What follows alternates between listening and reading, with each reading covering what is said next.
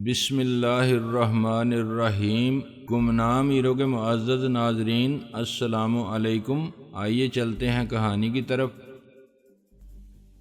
آفرین ہے تم پر مس خان، میں نے کہا، تم نے ایک انتہائی سنگین نوعیت کے قومی مسئلے کی طرف ہماری توجہ مبذول کرا دی۔ اقتدار سنبھالتے ہی ہم اس سوال کا جواب تلاش کرنے کے لیے ایک اعلیٰ اختیاراتی کمیشن کے قیام کا اعلان کریں گے۔ کمیشن اپنی رپورٹ قومی اسمبلی میں پیش کرے گا، جو اسے سینٹ کی اسٹینڈنگ کمیٹی کے سپرد کر دے گی۔ اس کی سفارشات صدر مملکت کے سامنے رکھی جائیں گی اور وہ ہمارے یعنی وزیر اعظم کے مشورے سے سپریم کورٹ میں ریفرنس دائر کریں گے اور سپریم کورٹ شاید اس مسئلے پر ریفرنڈم کرانے کا حکم دے، مگر ریفرنڈم سے پہلے ہم ایک سیمینار کرائیں گے جس میں آئی سی مس خان، میرا مطلب تھا آرگنائزیشن آف اسلامک کنٹریز کے سربراہان کو بھی مدعو کیا جائے گا، اور اس مقصد کے لیے ہم ایک عظیم الشان سیمینار ہال تعمیر کرائیں گے 1 ارب روپے سے۔ مس خان، برادر اسلامی ممالک کے سربراہان کا اس مسئلے سے کیا تعلق تو ان کا اسلامی دنیا کے کسی مسئلے سے نہیں ہے، مگر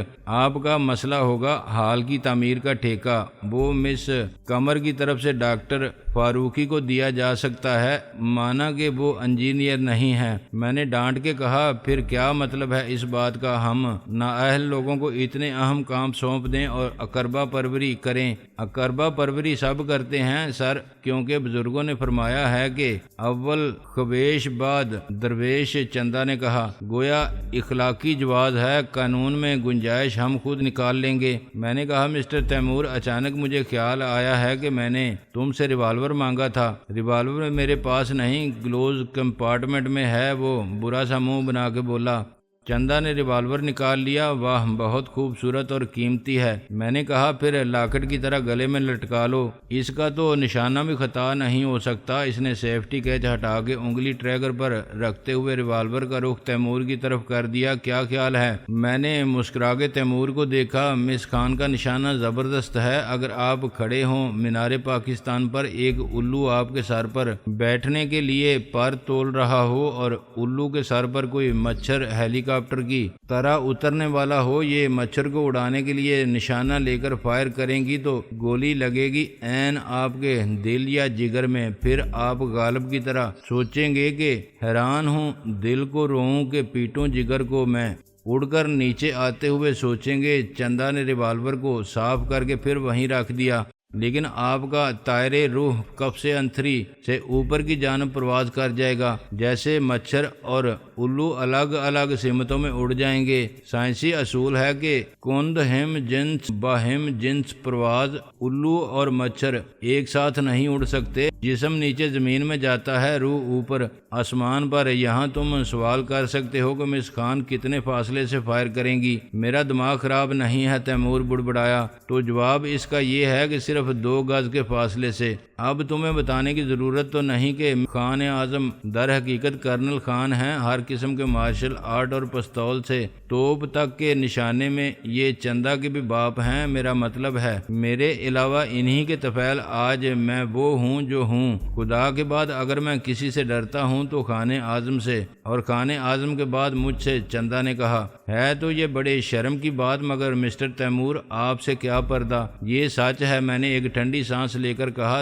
دنیا میں سب سے زیادہ عزت میں خان اعظم کی کرتا ہوں، مگر سب کے سامنے مجبوراً ہم ان کو اعظم کہہ کے بلائیں گے۔ معافی میں پہلے مانگ لیتا ہوں۔ تیمور بولا، یہ بھی بتا دو مجھے کہ دنیا میں سب سے زیادہ محبت تم کس سے کرتے ہو؟ وہ دراصل یہ بھی ویسا ہی نازک اور پیچیدہ سوال ہے جیسا کہ مس خان نے کیا تھا۔ جواب میں دے سکتی ہوں کہ کسی سے بھی نہیں، چندا نے کہا، یہاں تک کہ اپنے آپ سے بھی نہیں، زندگی سے بھی نہیں۔ تمہارا جواب سرکاری پریس ریلیز سے زیادہ گمراہ کن ہے۔ جو زندگی سے محبت کرتا ہے وہ اس کو اپنے لیے مشکل نہیں بناتا، اس کی حفاظت کرتا ہے، اسے تباہ نہیں کرتا۔ چندا نے کہا، خاموش ہو جاؤ دونوں، خان جی نے کہا۔ میں نے کہا ہم لڑ نہیں رہے تھے خان جی، مجھے معلوم ہے میں نے تمہیں اس لیے نہیں ٹوکا تھا کہ تم کچھ ایزی ہو جاؤ، لیکن اب ہم گیٹ کے قریب ہیں۔ میں فوراً پیچھے ہو گیا، خود کو سمیٹ کر میں نے بریف کیس اپنے سر کی طرف کھڑا کر لیا اور سوٹ کیس کو اپنے اوپر رکھ لیا۔ اب کوئی سرسری انداز میں اندر جھانک کے دیکھتا تب بھی میں نظر نہیں آ سکتا تھا۔ گیٹ سے کچھ فاصلے پر پولیس نے گاڑی کو روک لیا۔ تیمور نے شیشہ اتارنے والا بٹن دبایا اور کہا کیا بات ہے، آپ اندر نہیں جا سکتے؟ کسی نے کہا کیوں نہیں جا سکتا؟ تیمور نے برہمی سے کہا تم جانتے نہیں میں کون ہوں؟ بات کرنے والا محتاط ہو گیا۔ سوری سر، میں پہچانتا نہیں سب کو، میں امیر تیمور ہوں، پارٹی کا سینئر وائس پریزیڈنٹ، کوئی افسر ہے تو اسے بلاؤ۔ درمیان میں کسی نے کہا تیمور صاحب، ڈی ایس پی صاحب، کیسے لوگ کھڑے کر دیے ہیں آپ نے بھی، آدمی کو دیکھے بغیر روک لیتے ہیں۔ ویری سوری تیمور صاحب، دراصل سیکیورٹی کا مسئلہ ہے یہ آپ کے ساتھ۔ میری سیکیورٹی مس خان اور شوفر جائیے سر، اب اس کے بعد گیٹ پر تفتیش ہوگی۔ نہیں سر، میں وائرلیس پر کہہ دیتا ہوں آپ کو گیٹ کھلا ہوا ملے گا۔ گاڑی پھر آگے بڑھی اور جب رکی تو تیمور نے کہا ہم اندر پہنچ چکے ہیں، تم باہر آ سکتے ہو۔ میں نے اوپر رکھا ہوا سوٹ کیس ہٹایا اور تیمور کے ساتھ ہی اتر کے سیدھا اندر چلا گیا۔ خان جی نے گاڑی کو پورچ میں عین دروازے کے سامنے روکا تھا۔ میرے پیچھے تیمور آیا اور اس کے بعد چندہ۔ اب یہ گھر میرے لیے اجنبی نہیں رہا تھا، میں اس کے اندر کے سب راستوں سے واقف تھا۔ میرا سامنا سب سے پہلے چمبیلی سے ہوا، وہ مجھے اور چندہ کو دیکھ کر ٹھٹکی۔ میں اسے نظر انداز کرتا ہوا مہمانوں کے کمرے میں چلا گیا۔ دیوار پر لگے ہوئے انٹرکام کا ریسیور اٹھا کے اور ایک بٹن دبا کے میں نے کہا کھانے میں کتنی دیر ہے گلاب دین؟ شاید اسے چمبیلی نے میری آمد کی اطلاع دے دی تھی کہ وہ بخلایا نہیں۔ 1 گھنٹہ لگ جائے گا سر، 1-2 چیزیں بنانی پڑیں گی۔ ٹھیک ہے، فی الحال تم چائے بھیج دو 4-5 افراد کے لیے۔ یس سر، بس 5 منٹ میں، وہ بولا۔ میں نے ریسیور ہک میں لٹکایا اور اندر اسی بیڈ روم میں چلا گیا جہاں میں نے ایک رات کے گزرے ہوئے ہر لمحے کی فلم دیکھی تھی، کیونکہ وہ رات میرے لیے ہوش سے بیگانگی میں گزر گئی تھی۔ ہوش میں آنے کے بعد جو کچھ میں نے کیا تھا اس کا مجھے علم تھا، مگر اسے بھی کیمرے کی آنکھ نے دیکھا تھا اور میرے خلاف شہادت کے طور پر محفوظ کر لیا تھا۔ رکشی ڈریسنگ ٹیبل کے سامنے اسٹول پر بیٹھی اپنے بالوں کو برش کر رہی تھی۔ آئینے میں مجھے دیکھ کے وہ بری طرح چونکی اور ایک دم پلٹی۔ میں نے مسکرا کے کہا ہیلو۔ اس نے کسی رد عمل کا اظہار نہیں کیا اور کوئی جواب نہیں دیا۔ اس کی آنکھیں مجھ پر مرتکز تھیں اور وہ جس پوز میں تھی اسی میں منجمد ہو گئی تھی۔ میں نے چٹکی بجائی، اے رکشی کیا ہو گیا بھائی، ایسے کیوں دیکھ رہی ہو مجھے؟ وہ پھر چونکی، دیکھ رہی ہوں کہ تم ہی ہو۔ میں ہنس پڑا، میں نہیں تو کیا، میرا بھوت نظر آ رہا ہے تمہیں؟ وہ آہستہ سے اٹھی اور میرے سامنے آ کے کھڑی ہو گئی۔ بلا شبہ وہ دولت حسن و شباب سے مالا مال ایسی عورت تھی کہ شاہ عالم کو اتنا بڑا خزانہ پا لینے کے بعد ناشکرے اور ندیدے پن کے ساتھ کسی کے سامنے خیرات کے لیے دستے طلب پھیلانے، کہیں چوری کرنے یا نقب لگانے کی کوئی ضرورت نہیں تھی، مگر ہوس کو ہے نشاط کار کیا اس کے ملبوس میں کم حجابی کا انداز شاید کسی کے لیے بے حیائی ہو، خود اس کے لیے صرف فیشن تھا۔ کیا فیشن بھی ایک حیوانی جبلت ہے؟ ہر جنس میں مادہ اپنے نر کو متوجہ کرنے کے لیے سب کچھ کرتی ہے، عورت فیشن کرتی ہے۔ اس کے وجود سے پھوٹنے والی خوشبو ہیجان خیز تھی اور یہ مجھے شبنم سے ہی پتہ چلا تھا کہ میں اسے بھی اپنی پسند سے خوشبو لا کے دیتا ہوں۔ اس کے کھلے سنہری مائل بورے بال کمر تک لہرا رہے تھے۔ میں نے اس سے دور ہونے کے لیے صوفے پر گر کے کہا تم کچھ پوچھو گی نہیں، بس ایسے ہی گورتی رہو گی؟ تمہاری نگاہوں میں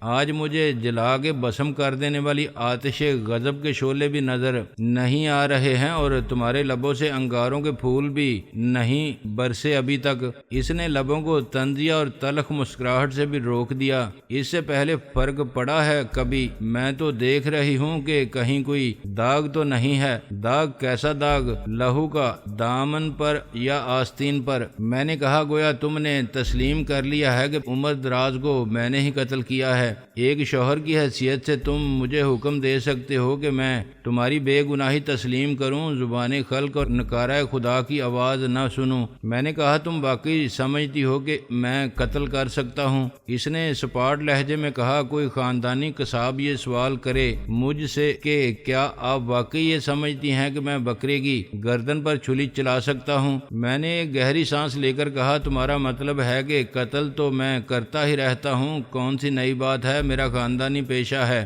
عادت ہے، شوق ہے۔ خدا کے لیے علی آہستہ بولو، تم نہیں جانتے اس گھر میں لوگ کتنی دہشت کی فضا میں سانس لے رہے ہیں، زندہ نہیں ہیں، بس سانس لے رہے ہیں۔ اس کی آواز کانپنے لگی۔ کن لوگوں کی بات کر رہی ہو تم مجھ سے پوچھ رہے ہو؟ وہ میرے سامنے بیٹھ گئی۔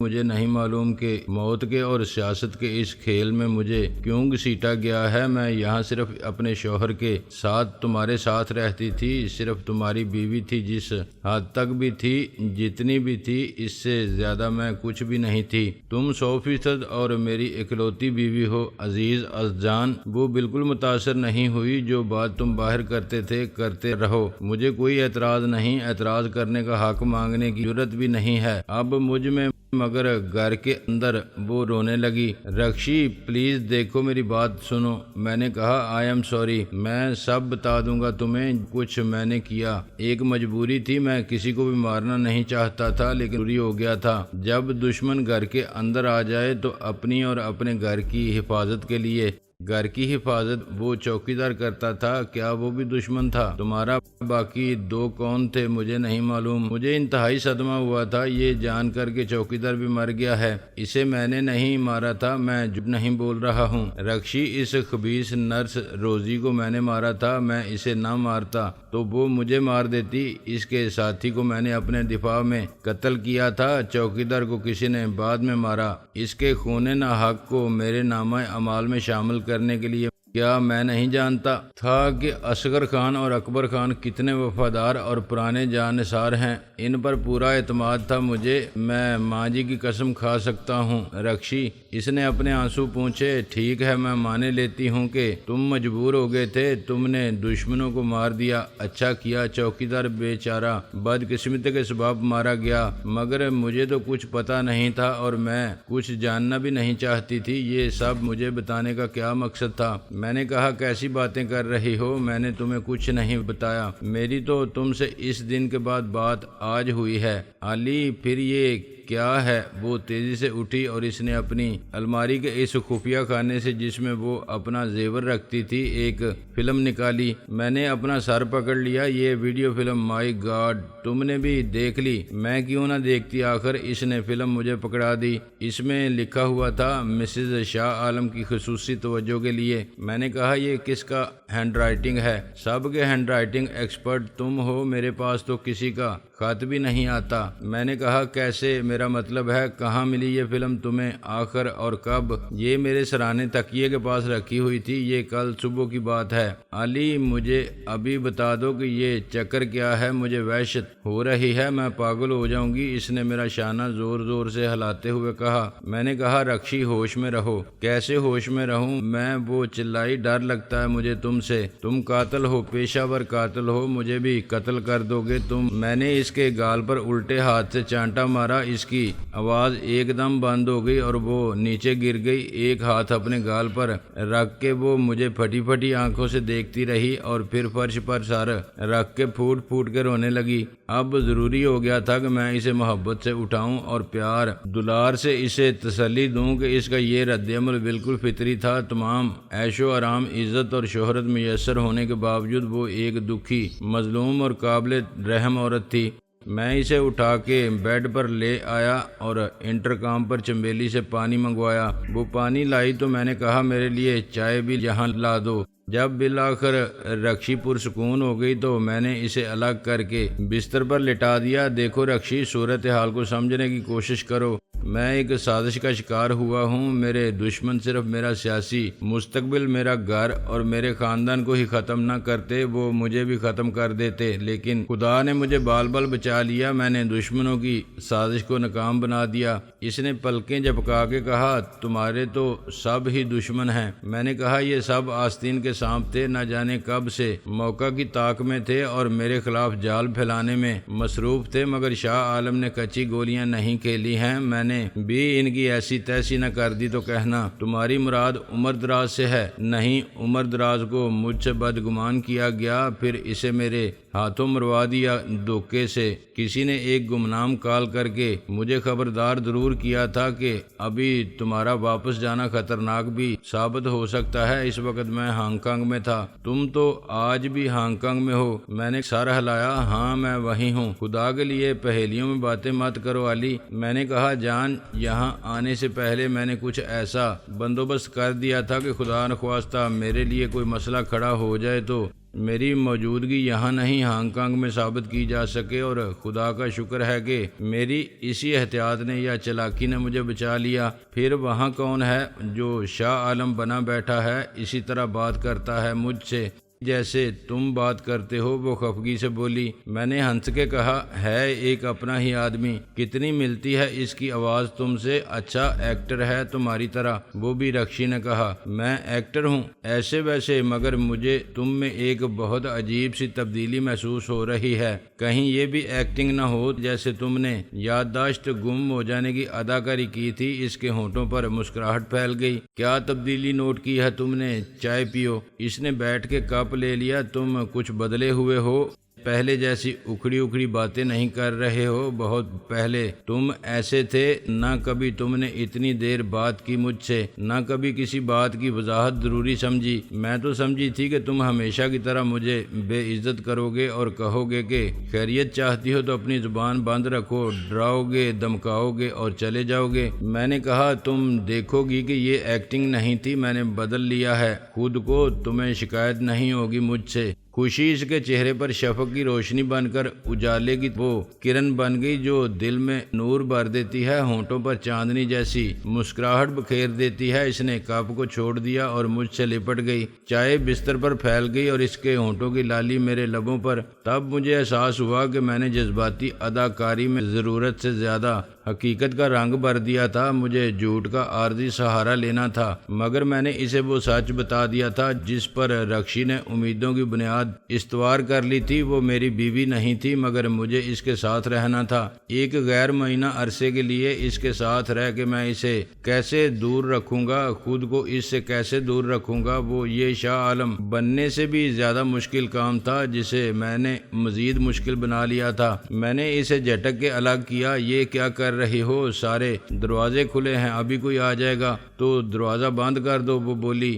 میں نے کہا، رکشی، ان حالات میں جب میری زندگی اور میرا مستقبل داؤ پر لگے ہوئے ہیں، اس ویڈیو فلم کی موجودگی میں جس کی ایک کاپی مجھے بھی خاص طور پر بھجوائی گئی تھی، تمہیں بھی؟ وہ حیران ہو کے بولی۔ تمہارا کیا خیال ہے؟ وہ کیمرہ میں نے لگوایا تھا، خدا کا شکر ہے کہ اس میں کوئی ایسا ویسا سین نہیں آیا، ورنہ وہ فلم تو ویڈیو شاپس پر چلتی اور خوب چلتی۔ رکشی کا چہرہ سرخ پڑ گیا۔ تم ہوش میں کہاں تھے؟ ہاں، لیکن ایک مقصد تو دشمنوں نے حاصل کر لیا، وہ میرے خلاف 3 قتل کرنے کی ناقابل تردید شہادت ہے۔ وہ متفکر ہو گئی۔ اب تم کیا کرو گے؟ مجھے سب معلوم ہو گیا ہے کہ وہ کون لوگ تھے، مگر وہ سمجھتے ہیں کہ مجھے کچھ پتہ نہیں۔ یہی بے خبری ہے ان کی جس سے میں فائدہ اٹھا سکتا ہوں۔ میں اچانک ان کو پکڑنا چاہتا ہوں اس طرح کہ وہ اعتراف جرم کے سوا کچھ بھی نہ کر سکیں۔ مجھے فلم کا اوریجنل پرنٹ لینا ہے، ان سے معلوم کرنا ہے کہ اس کی کتنی کاپیاں بنوائی گئی ہیں اور وہ کاپیاں کہاں ہیں۔ لیکن سب سے بڑی